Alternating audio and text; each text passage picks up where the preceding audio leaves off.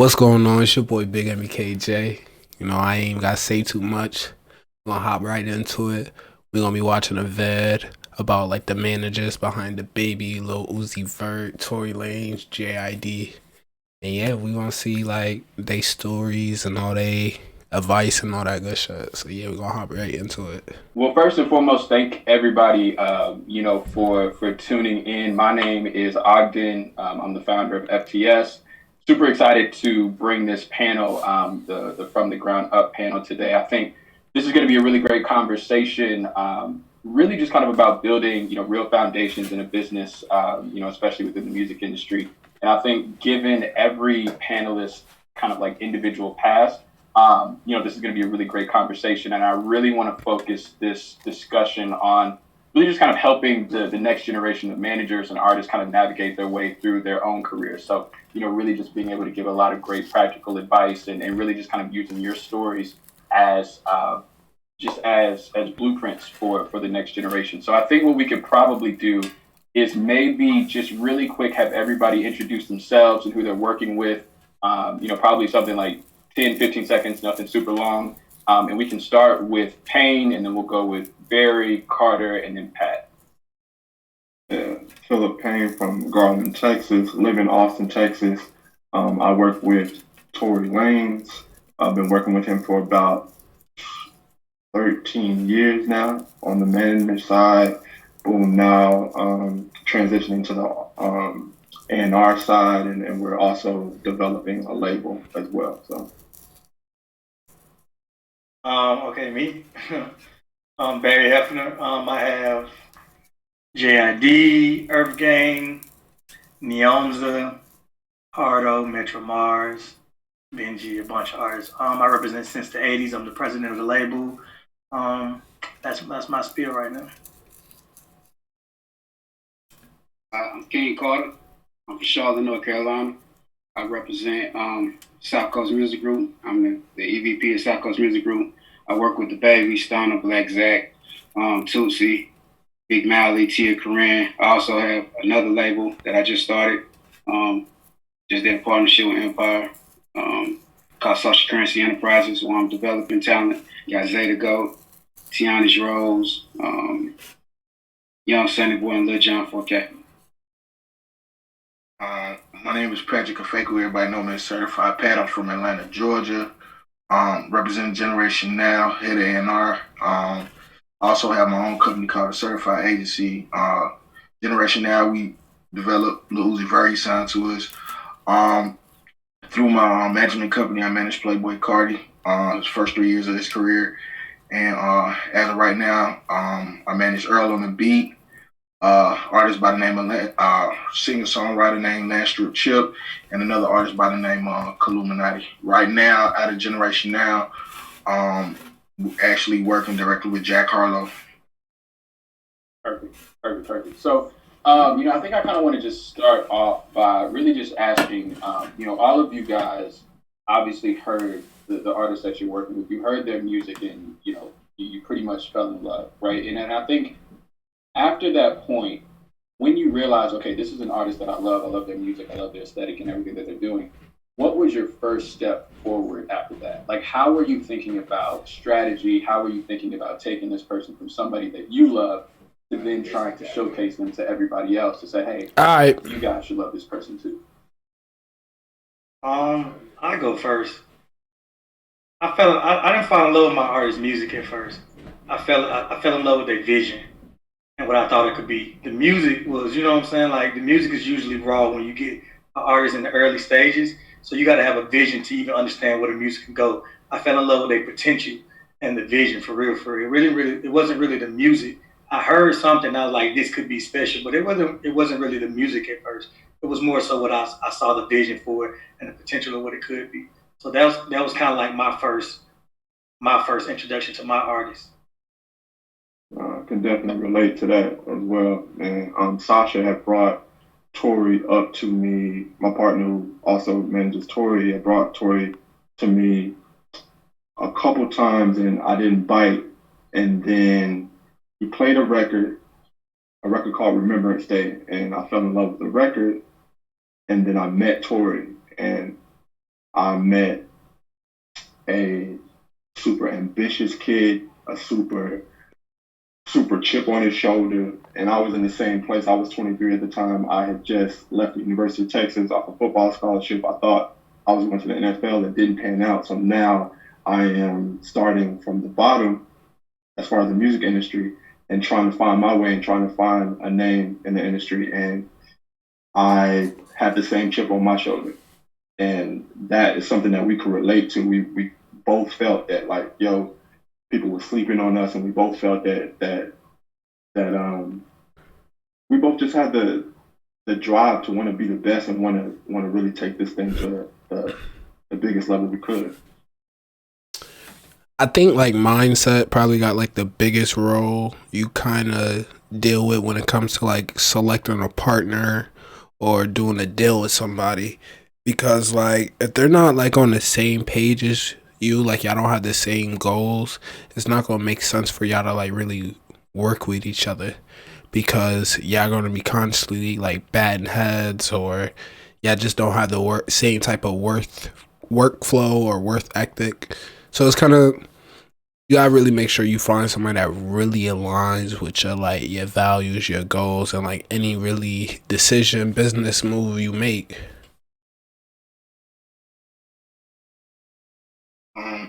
I can. Go ahead, Ken. With Baby, it was the same thing. I fell in love with the vision. I fell in love with the confidence that he had, and just knowing that he was the next thing. He was the super. Like he knew before anybody knew. And with somebody that confident, it was just it was easy to build on. You know what I'm saying? You know, like he convinced me. Like, so it really wasn't the music. The music just came. I understood he had a pocket and he knew what it was. It didn't sound like anything, so we was gonna have to educate everybody on it. But you know what I'm saying? I just believed in him. And I mean, we pretty much saying the same things as far as like when we first met. We called Uzi Vert. When we first met Vert, like Cannon played me his record, and I was like, yo, this kid he dope because he had a different kind of energy. But it wasn't until you met him in person, then when you understood that the energy went with a narrative that he already had in his head, and a narrative that I feel like he taught the whole team on which direction he wanted us to go with his career. What's so crazy about everybody on this phone call saying that? I think another thing to note really too is kind of like they all saying like once they met in person, that's when it like really they saw it. So I feel like you already gotta be that person that you like striving to be. You just ain't reach the amount of success that you're looking for. And like really what I mean is like, yo, be who you striving to be, like, and meet with these other people that if they see that type of work ethic, then it's gonna make sense for them to like work with you and want to be able to, you know, oh yeah, I trust them to work with me on this, to pretty much just make money, like at the end of the day. Because like if they don't feel like you like really driven like how they driven, especially if you know they got all this stuff going on, there's no reason to set up a meeting yet. I think Ogden, which is one of the most important things, is a lot of people A&R with data these days. What you just heard from all four of us was, you know, it's always about the vision and the artist. You know what I'm saying? Like that's the most important thing. Facts. Like they said, like everybody basically saying, I got sold on what I felt like an artist could be, not what was in front of me. And that's the true art of what you're talking about. Like what's kind of missing from the game is being able to see something before it happened. So we're gonna always be on the forefront of a lot of things because I think everybody here, like, it's like understanding and seeing something in person. Everybody ain't got that talent to see something in somebody else before it happens. It's just they ain't got that. Right. So, you know, it's interesting. So from that, at what point do you start trusting the data over your own instincts, right? Because the numbers may tell you one thing. That's a good question. This route, but your instincts may tell you something else. So how are you guys kind of navigating or finding that balance between maybe what the data or the numbers or maybe the labels are saying versus what you might know is right for your artist? I mean, I think the data can tell you a lot of things. You know, the data can tell you a lot of things. When it comes to touring, data is super important. Facts. You know what I'm saying? Like I can know where there's a buzz at, and I can figure out like what areas I'm getting a lot of my pull from, and I can go into those areas and I can build. And you got to look at it as a virus. You know what I'm saying? It starts at one place and then it spreads. You know what I'm saying? So like you could look at it like that as far as regions. You could look at data as far as you put out a mixtape. I'm pretty sure everybody else. All right, so back to the touring real quick. When you guys put y'all like music on like DistroKid, United Masters, and all this stuff, you get stats. So depending on like where your music is heard, you can know like what region. Some things will tell you like male or female, the age and all that stuff. That's all like key information. So if you start noticing like, look, all your shows are like all your listeners are like 15, 16, you're not going to try to throw like a 21-year-old touring show in that city where you could do an all age group event and stuff like that. So like for me as like an event organizer, that's like real key to know like, okay, where you're popping, what's the age, is the male or female, especially when it comes to like themes and all that stuff. Because like if we know like you cater mostly to dudes, the theme is going to look different versus if it's like an artist like Tory Lanez that cater to females. You know what I'm saying? On his phone is done, and you put out something, and you may have an idea in your head that this is the one, but the fans may choose another one, and it's stupid to ignore that. You know what I'm saying? Like to just look over it, but you know it could tell you that. But culturally, data can also mislead you. You know what I'm saying? Like it can also mislead you. Just because a song is the biggest song, don't always mean it's the most impactful song. You know what I'm saying? Like it can sometimes mislead you. Just depends on what you're looking for in the numbers. You gotta know what's behind the numbers that really tells a story for real, for real. Because a lot of things like dealing with say like even Jack, like a lot of people didn't believe in Jack, but the things that we saw was he would always be able to connect, and he was a great performer. His music he always made good music, but we all know it's more than the music. You see what I'm saying? It's more a personality and vision and which way you want to go. So,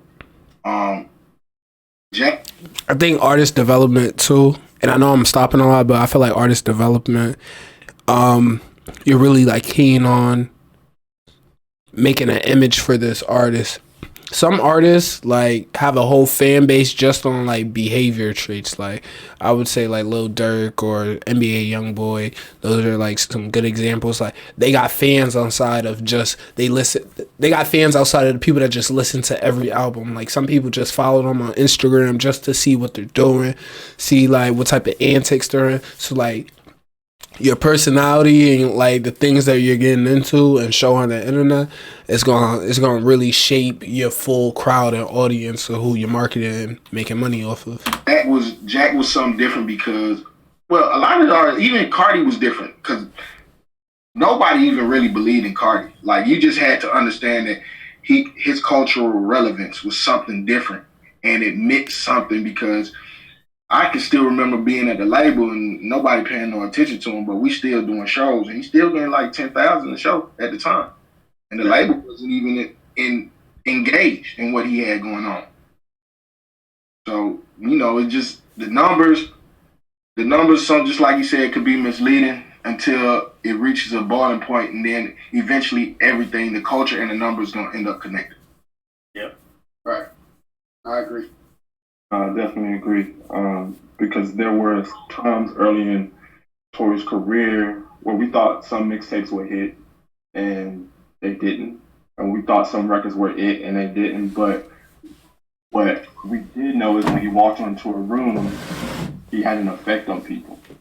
And he had it was something that just that conviction when he spoke, when he did his shows, it was something special there, and there's some things that data can't explain, honestly. Right. And Payne, I kind of want to stay there for a little bit, right? Like, especially when you guys were building Tory from the very, very early stages, were you guys focused on building him as a quote unquote brand, or were you just more focused on his musical output? Because obviously Tory is somebody who doesn't stop recording. So I'm wondering, was that part of the brand from the very beginning, or were you guys looking to go a different direction, or how did that develop? No, early on, it was just about getting his just due, because we knew this kid was super talented. We knew we could rap, we knew we could sing, and it was to preach that, like, yo, he can make it and not be put in a box, because so many record labels and so many people would tell him, like, yo, you got to choose one. Even our last situation, they would tell, like, yo, you have to choose one. You either rap or you either have to sing. And he never let anybody put in a box. And that's one thing. And like you said about his work ethic, that's one thing that I definitely don't take for granted for working with artists. Like, some artists, like, when it comes to their creative process, they need certain things to be right. They need a mood. They need kind of a vibe to be in a place where they can create music. With Tory, he just wakes up every morning. He feels like people are on his heels. So when it comes to work, that guy wants to work. That guy wants to go on tour. That guy wants to record music. Like, his vision from the beginning was like, yo, I want to be the biggest artist in the world. And if I don't achieve it, I'll die trying. And that was it. And as he grew older, he was like, okay, I want to build one umbrella. I want to build my these other artists that I have under me that are very, very talented as well. So as he got older, that's when he kind of transitioned into building his clothing brand and being an executive. Right. And Carter, I kind of want to jump over to you.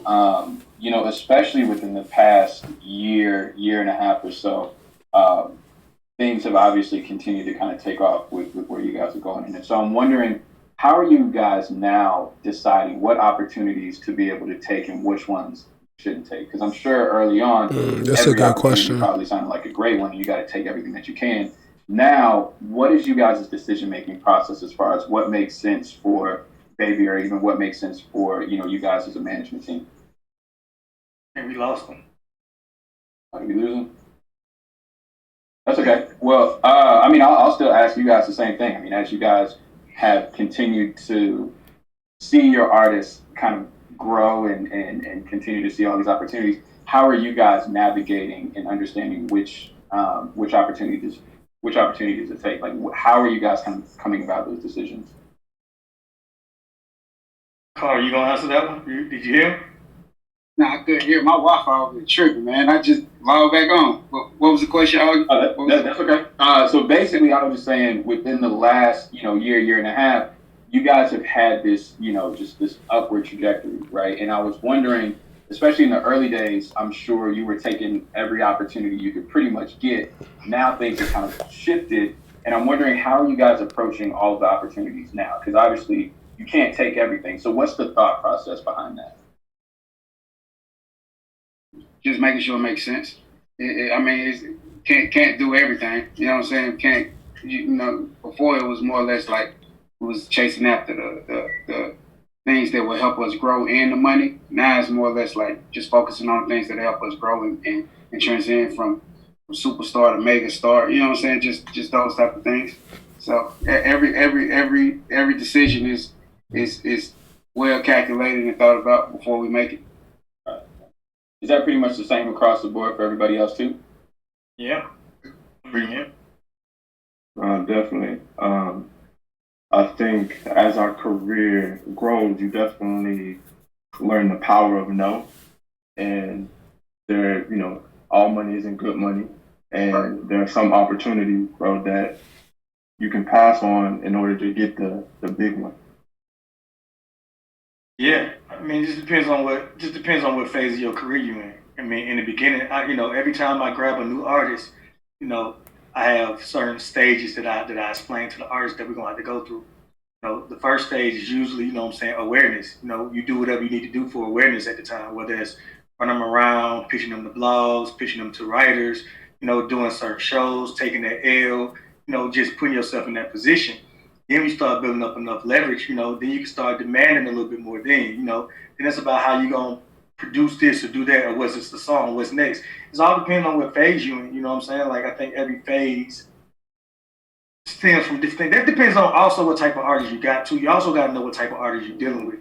But some people, it depends on, it's all about vision. Some people just want to come in, smash, grab their bag, and get up out. But if you're talking about somebody that's planning on having a career, then like Carter said or like Payne said, and I know Pat know, like you got to be calculating your moves. You hold yourself out in this business, you'll be here for a year or two, and then it'll be over with. You got to learn the power of no. You got to say no. Longevity is the goal. Like I feel like you should be constantly doing stuff to set you up for the next couple of years, whatever you do. Like, don't be the dude that's, we gonna run up a quick bag. We ain't gotta do no promoting, none of that extra stuff. Like, we good. As long as the chicken coming in that next paycheck, we valid. Don't be that dude. You gotta know what to work on and what not to work on. And it's so important to not skip steps. That's something that Tory did a really, really great job of trusting us of doing the 50 people rooms, doing the 100 people rooms, building that foundation, because, when you don't have that hit, that foundation is what's going to hold you down. You know what I'm saying? Because when you do have that hit and you hit that mainstream, you got to feed those people. 100%. And they listen to the radio. They on Spotify. So if you ain't got nothing on there, then you ain't got shit. And they not buying no merch, bro. They not doing that, bro. But those people who when you went to Montana and all those other weird states and weird cities, and those people came and bought your merch, and they that's a story that they'll tell years and years from now. Like, yo, remember when Tory came to? Those people gonna hold you down when you ain't got no hit. What's so crazy is a lot of people don't understand this. That we toured with Tory, and we even had a project out. We toured with Tory, and I remember JID getting up there, and like it went well for us. But I just remember his crowd was a little bit more different than what we was used to. I remember, a couple of them places, it was just kind of rough for JID. And I was like, bro, you got to understand, they don't know you. And I'm like, they going to remember you when you come back. And I just remember, like, a lot of people coming back and tweeting with hits on them stations. He's like, yo, I remember my first time ever seeing him was on tour with Tory. You know what I'm saying? Like, I remember we was on that bus, and we was just like, damn. This nigga's way more popular than we is. That shit was crazy. I'm telling you, bro, it's important because, I remember, being in New Hampshire and it was about 2 or 3 people there. You know what I'm saying? I'm the DJ. it's like, you got yeah. I remember, what's crazy is y'all came a long way, bro. Like, people don't understand how long DaBaby had been doing this shit. Man, a long time. Like, we came from nothing, man. So just to be able to be in a position we're in now, though, and we look back, that's why we feel like everything we get and we deserve versus, you know what I'm saying? It wasn't given to us. We didn't get no shortcuts. We didn't get no handouts, and we didn't skip no steps. So we, like you said, the shows with the 3 people in there, the 10 people rooms. Yo, the 10, 20, 50, 100 rooms are way more important starting out than trying to get open up for somebody or just big artists. Like, sell out your garage first before you try moving into this huge venue, 1,000-person venue. If you're an artist, you gotta start small and build on that, because if you first leap onto something big and don't fall, you right back at square one. So you might as well just rock out. Step 1, step 2, it's gonna come faster than if you don't. And the difference, I think the difference between what you want your artist to have is that ability to turn it on, regardless if it's 5 people in a room or 1,000 people in a room. They still gonna rock the way they supposed to rock. They still gonna make that presence felt and touch people. I think that's what we all been saying is building a foundation, like really touching fans, really creating fans, and not just that number stuff can get. That's where the numbers can be misleading. That data can be misleading because it might not be real fans. It's somebody that's just rocking with you. But when you out there and you in these streets and you going and doing them shows and you moving around, creating something that can't nobody take from you. I tell people never confuse the F's, man. Never confuse the followers with friends or fans, my boy. Like them shits, all no bitch. They all start with F's, but they all mean something different at the end of the day. Right. Followers ain't your fans, my boy. They really not. They just looking. Yeah. Very true. Right. So what's interesting too is I kind of want to stay at this level, because I think something that's really interesting is you guys are very team oriented, right? Like obviously you all know that you have to rely on somebody else in order to kind of make this whole vision come together. What if you're at a point where you can't find anybody that either is believing in your vision or sees exactly what you're seeing? How have you guys had to kind of go about pushing through, or what is kind of your suggestion through that? Because I think a lot of people kind of, they may be in that spot, right, where not everybody sees a vision. Not everybody is able to say, yo, I fuck with this. So how are you guys kind of going about that and still pushing through and being able to kind of build a team around that? If it's a vision for, if it's your vision, you're supposed to be the only one to see it. You just gotta get people that believe in you. 100. I hate that about people, bro. I hate when like a lot of artists or a lot of managers and stuff, they come up like, yeah, but what if nobody believe, bro? They don't supposed to believe. That's the problem. Like you think that niggas are supposed to believe. Like half of the enjoyment is proving niggas wrong that didn't believe. Like you didn't believe, and I tried to tell you that what was gonna happen. Like that's the beautiful part of the business. It's like stepping into a room, or you see some niggas one year, and the same niggas that weren't really paying no attention, you come back around next year, they head on swivel. That's the glory in the business. They don't supposed to believe it is your vision. You are responsible for your ideas and your vision. That's it. 100%. Very, very true. Make people believe the vision. That's the goal. And I'm a testimony because last year we put out an album, Chicks Take 5, and a lot of our people didn't really, because there were so many samples, because there were so many, parts to be buttoned up, didn't really believe that it would do well, but it was something that we knew that Tory's core fans would really, really enjoy, and we knew that people would think it was unique, and we went full throttle with it. We didn't care what people said. We didn't care if people thought that like, yo, y'all probably not gonna make that much, but like we saw the end game, and it ended up being his best selling project. So it was hard too. So, thank you, man. Yeah, we all Interscope connected on this call. It's dope. It was hard. All these dudes in the industry be knowing about each other, either know of or know them personally. Start getting cooked up with people, you don't know what's gonna happen. That's the goal, gang. The thing was hard. Yeah, totally hard. Period. So for you guys, especially as management, how are you guys organizing your day to day, right? Like how are you consistently making sure that you're calibrated on all the opportunities, the deadlines, the finances? Like what are your kind of go-to, whether it's like tools, resources, what are you guys using that maybe some other people can kind of be able to tap into too?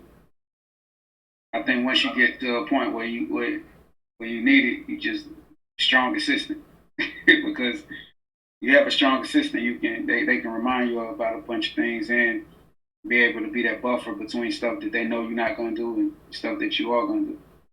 And then, I mean, just like you said, it's a team game. You know what I'm saying? You know what you do well. You know your strengths, so you play your position.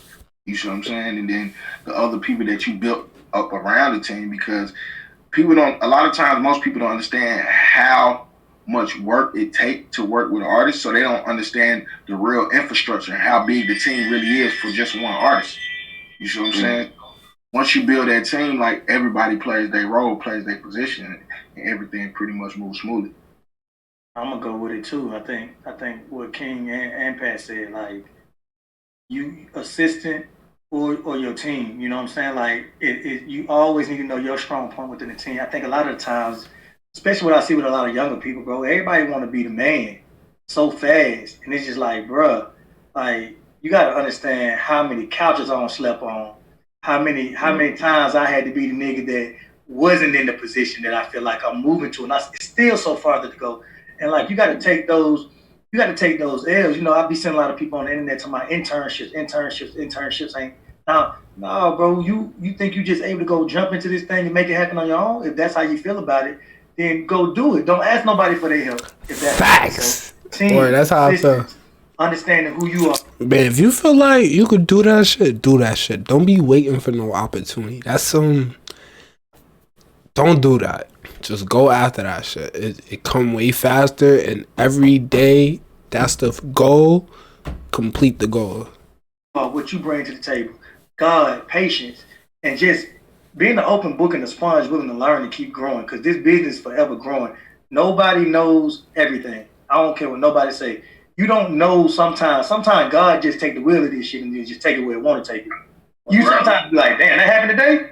I live, do the work, let God do the magic. Yeah, bro. I'm like, whoa, bro, I happened today? Sometimes I was like, damn, like, who just said something about this? And nigga, I ain't playing that.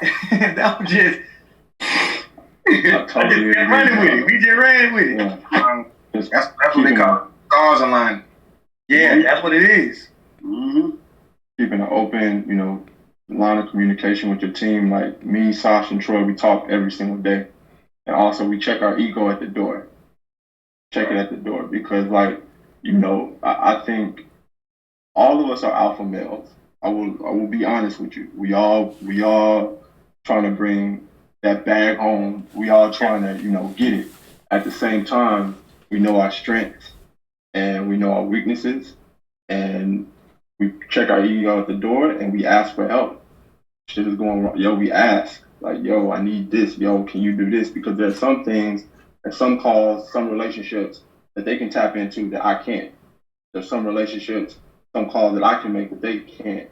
But Facts. It is very important that, like you said, team is the main thing, and we all got one goal. We want Tory to be king.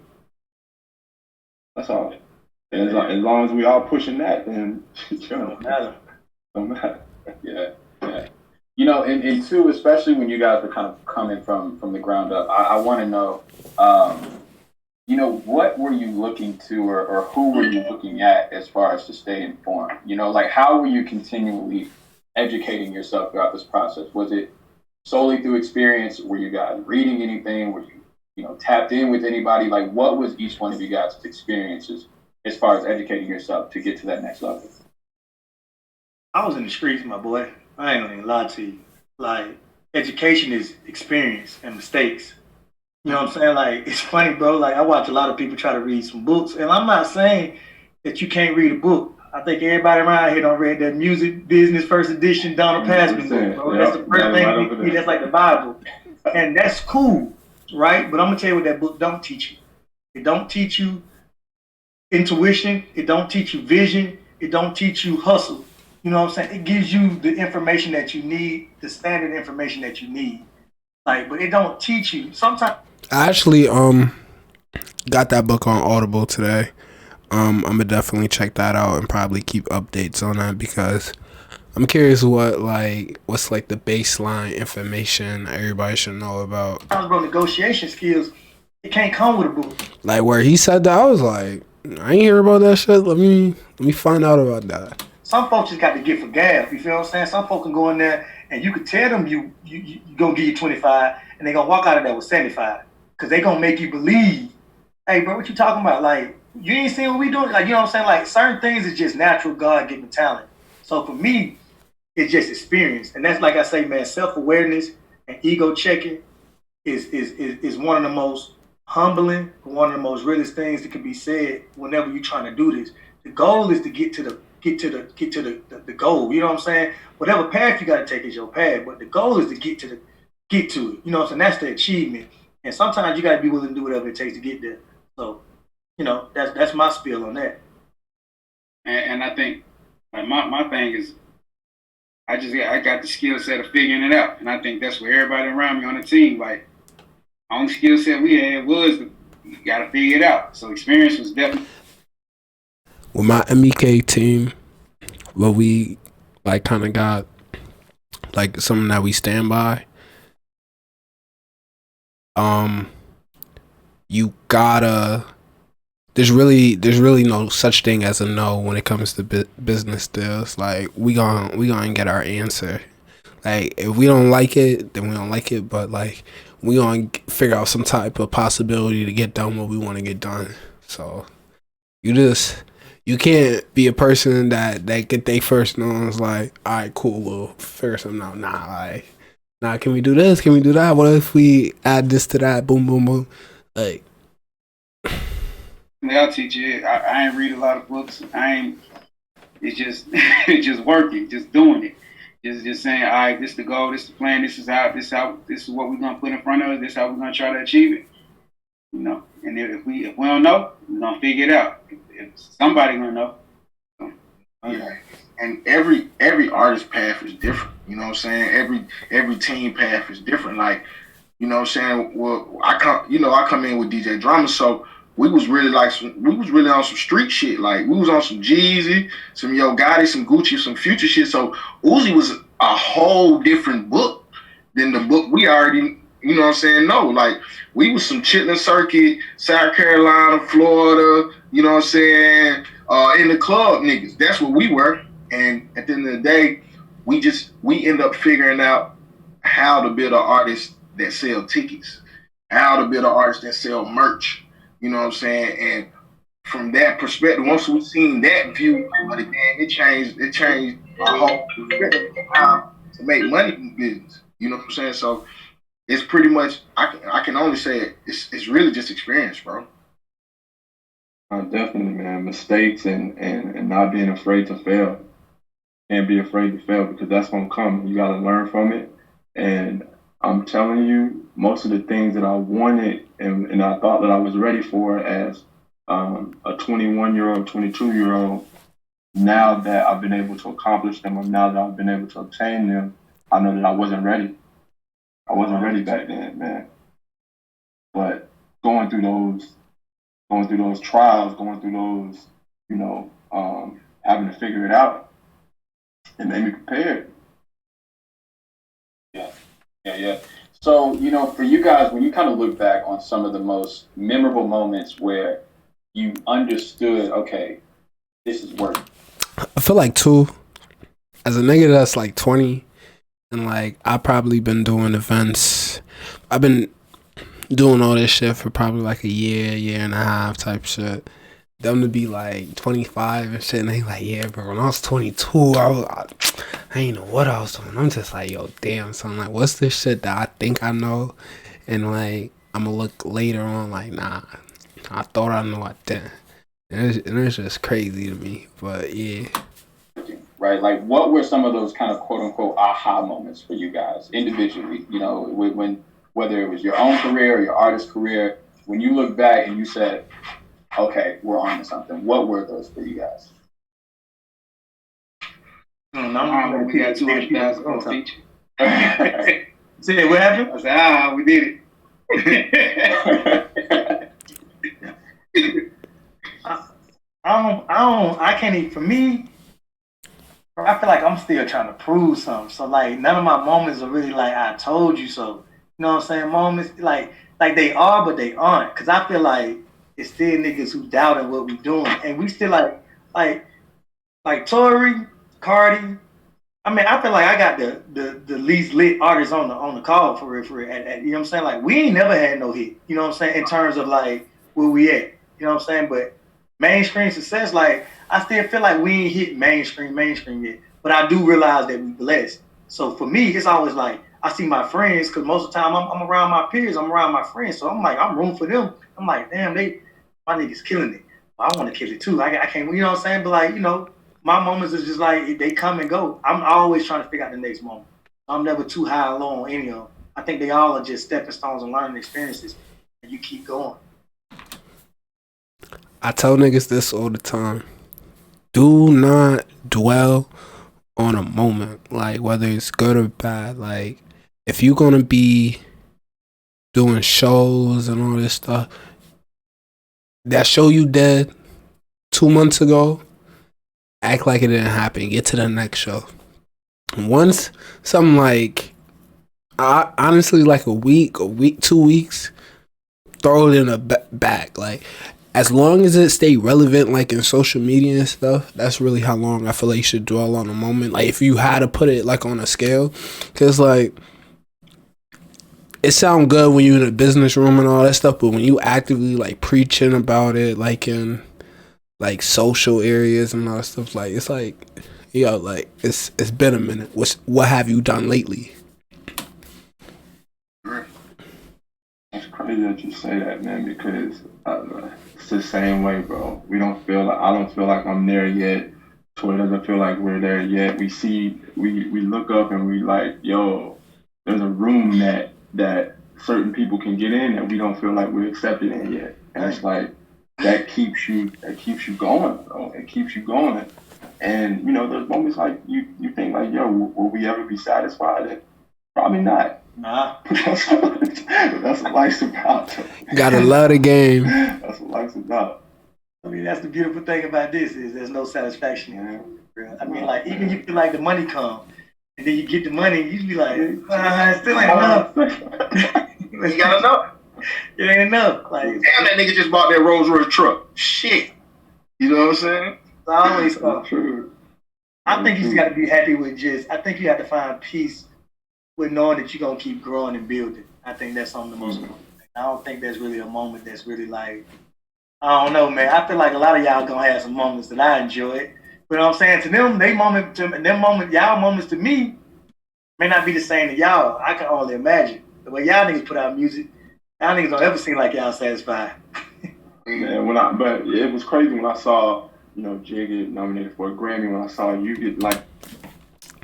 We're gonna stop the vid there, but yo, it's been big MEKJ. You know, we learned a little bit more, got a couple insights of how people did it. So yeah, I think that's a dub for the day. You know, join me next time when we talk on the next video and all that stuff. And let me know in the comments what y'all want me to view, boom, concerts and stuff like that. I like to stay on the business side of things, but like I could react to a couple other things going on and all that good shit. But you know, subscribe, like, comment, follow, whatever the fuck you at. And yeah, it's your boy Big MEKJ, and we out of here. Bye.